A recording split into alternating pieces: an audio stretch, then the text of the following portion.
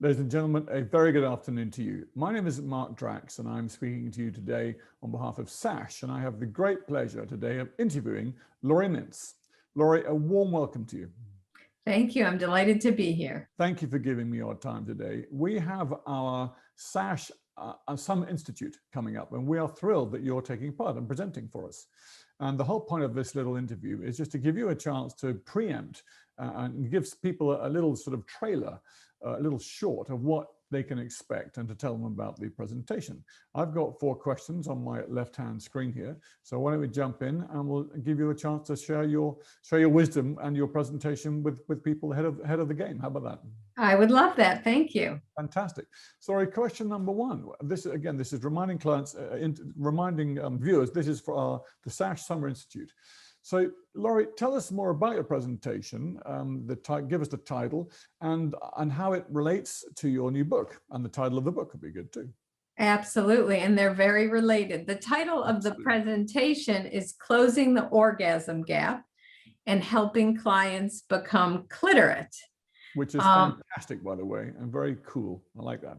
Thank you. Although I do need to give credit to Ian Kerner, who will also be presenting at the Institute, for coining the term clitorate and giving me permission to use it. He first used that in his book, She Comes First, but which he published in 2004. But both my presentation and my book are aimed at closing the orgasm gap and achieving orgasm equality. The orgasm gap is the consistent finding that when cisgender heterosexual women get it on with cisgender heterosexual men, the men are having way more orgasms than the women are. And in both my book and in this presentation, what I want to do, or what I'm aiming to do or have done, is to talk about the cultural, individual, and relational reasons for the orgasm gap and provide strategies for personal closure and cultural closure of that gap, so that practitioners watching will learn a treatment program to help close the orgasm gap and empower women to orgasm, but they'll also really come to understand the cultural reasons behind the gap.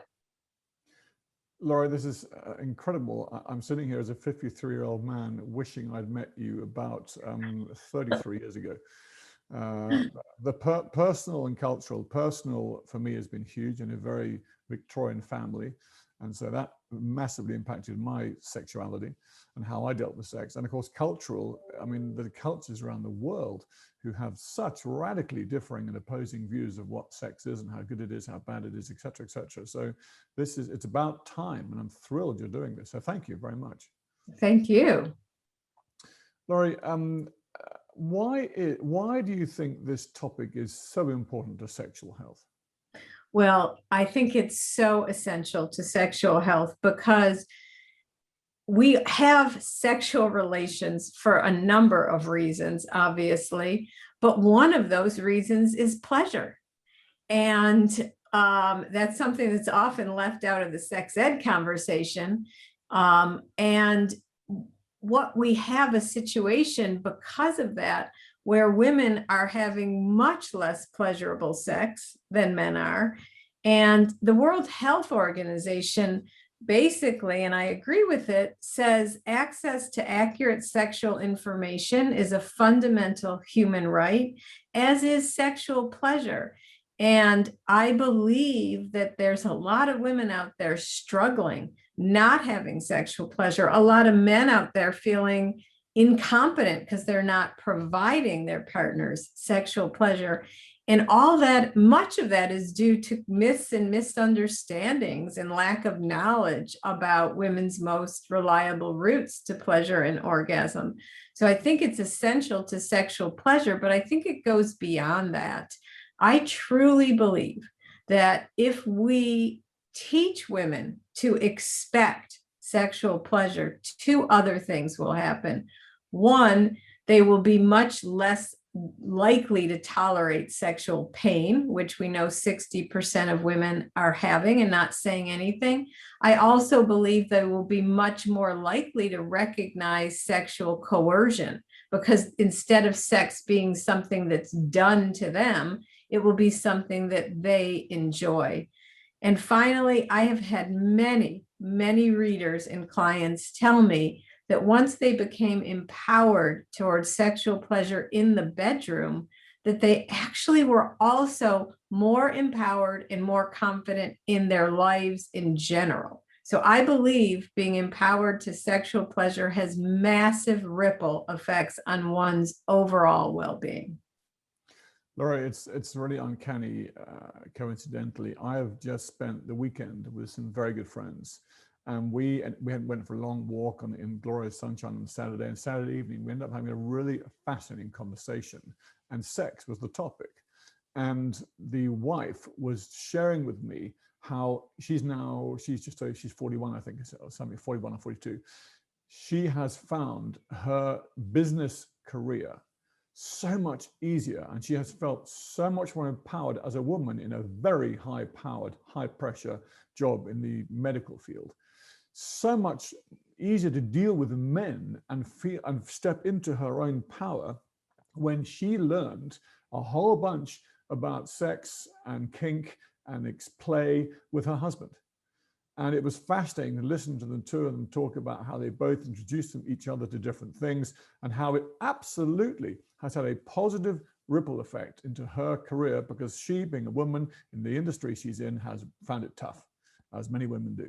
And my God, she said it has helped her stand her ground and feel sexy in her clothes, but in a positive way, so that she can broadcast that positive energy in a business meeting or something. So yeah. I think it's a wonderful thing that you're doing for women. It's so important. Well, thank you. And thanks for sharing that story. It really does underscore my belief. And so thank you for that. Well, it underscores it. That's not the first time I've heard such things, but in my own treatment, in how I've helped my own clients, the same topic comes up, that sex is something that can and it should be beautiful, not something to be scared, used, or abused. So amazing that you're helping people see that. Thank you. Thank you. All right, what would you like participants to take away from your presentation? Well, I think I'd like them to understand that the orgasm gap and women's difficulty with orgasm is not the result of women's orgasms being difficult or elusive. It is a cultural problem that is found, and it's not men's fault either, that this is a cultural problem, not a problem with men and not a problem with women, and that it can be changed, it can be fixed. And that comes from basically holding clitoral stimulation as equal and equally important and just as much sex as intercourse. Wow. I was listening to you. I had a flashback to my previous relationship 4 to 5, 6 years ago. And if I had, in my own life, been able to bring myself more fully to that relationship and honor exactly what you just said, that her orgasm, her clitoral stimulation, whatever it might be, her body, her sex was just as important as mine, and it wasn't all about me getting what I wanted, I would suggest that we would probably still be in a relationship. So very powerful. I'm feeling quite emotional. Well, I got the chills when you said that. And honestly, sadly, you're not the first man that said that to me. I've had many men say, I wish I had this information years ago. I had one man say, I'd still be married to my first wife if this was the case, if I'd learned this. And again, it's not your fault, and it's not those men's fault either. I don't blame men, I don't blame women, I blame culture, but I believe we all have to work together to change that culture. 100%. And with what you're doing, with what I now do with my male clients, and what I've been through and learned about myself, I absolutely help men step in out of the shadow and into the light, whereby they can no longer claim that ignorance is bliss. It's a very important part of my work. Yes, I love that. Yes. Thank you. So Laurie, amazing, very exciting. I got one more question for you. It's about you. Where can viewers find you next? What's on your horizon?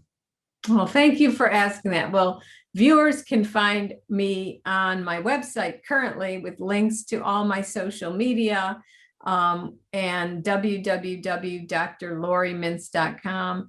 And what's on next for me is, honestly, and the SASH Summer Institute fits so well with it, is I really want to do more public speaking to spread the word about becoming cliterate and orgasm equality. And I might be writing a third book, but I think we'll keep that a little quiet because I'm not sure I have the energy, but we'll see about that. Well, we'll keep it a little bit quiet, even though this is going to be a broadcast on our website. That's fine. That's cool. Quietly broadcast. Quietly, subtly publicize it. Laurie, I'm sitting here feeling really enriched just by your preview. So I think if I would like to think that viewers will have the same shivers, the same chills, and the same excitement, and log on and watch you at our Summer Institute. It has been an absolute pleasure. Thank you so much. Any closing thoughts from you? No, I'm really excited to be part of the Summer Institute and really excited to help audience members get cliterate themselves, and most importantly, help their clients get cliterate. Incredible. Well, on that, I will bid you a good night from England, a good afternoon to you in America, and I much look forward to seeing you later in the year. Thank you, Laurie, so much. Thank you. God bless. Bye for now. Bye.